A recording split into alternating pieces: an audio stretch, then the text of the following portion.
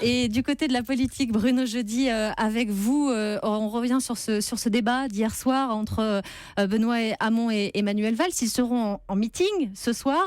Alors, hier, à la télé, est-ce qu'on a assisté au combat de boxe que tout le monde attendait, que tout le monde annonçait ? Eh bien non Marion, hein, figurez-vous qu'ils étaient presque doux comme des agneaux, nos combattants.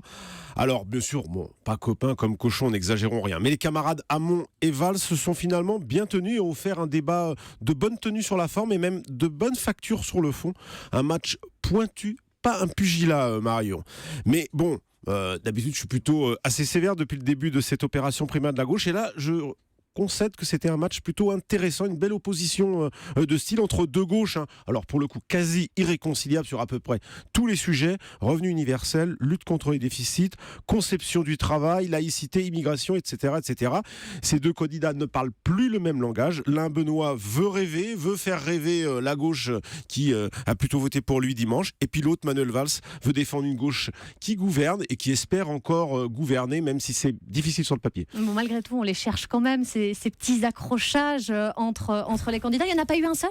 Si Marion, il y en a même eu plusieurs. En fait, je vais en retenir un, c'est celui sur la laïcité, hein. Cette fois, ce n'est plus une opposition, mais une rivière de sang qui sépare les deux hommes, à mon sens. Manuel Valls défend une laïcité stricte quand Benoît Hamon s'accommode du concept, je le cite, de la femme libre de porter le voile islamique. Voilà, c'est dit, et c'est une première fois qu'un candidat à l'Élysée le défend en France. Le PS est fracturé sur cette question et cela me paraît irrémédiable, source même d'une vague de départ dans ce parti si l'une ou l'autre tendance l'emporte dimanche. Alors, est-ce que ce débat est de nature à faire bouger les lignes justement d'ici dimanche ? On est à 3 jours du deuxième tour. Je pense pas, Marion. Manuel Valls s'est bien battu dans un style moins violent, plus subtil, plus élégant même. Il a tenté de pousser Benoît Hamon à la faute, mais en insistant sur le côté infinançable, irréalisable de ses propositions.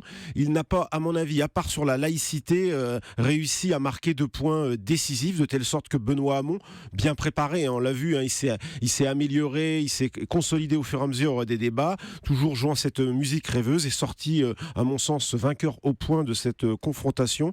Avec l'avance dont il dispose, il est bien parti pour dimanche, sans une mobilisation supplémentaire d'électeurs de gauche, souhaitant par exemple ne pas voir le PS dériver vers Jean-Luc Mélenchon, car Benoît Hamon l'a admis en fin de soirée. Et c'est peut-être sa seule petite erreur, il se sent plus proche de l'ancien sénateur socialiste que d'Emmanuel Macron. Eh bien au moins, les choses sont dites. Merci Bruno Jeudi.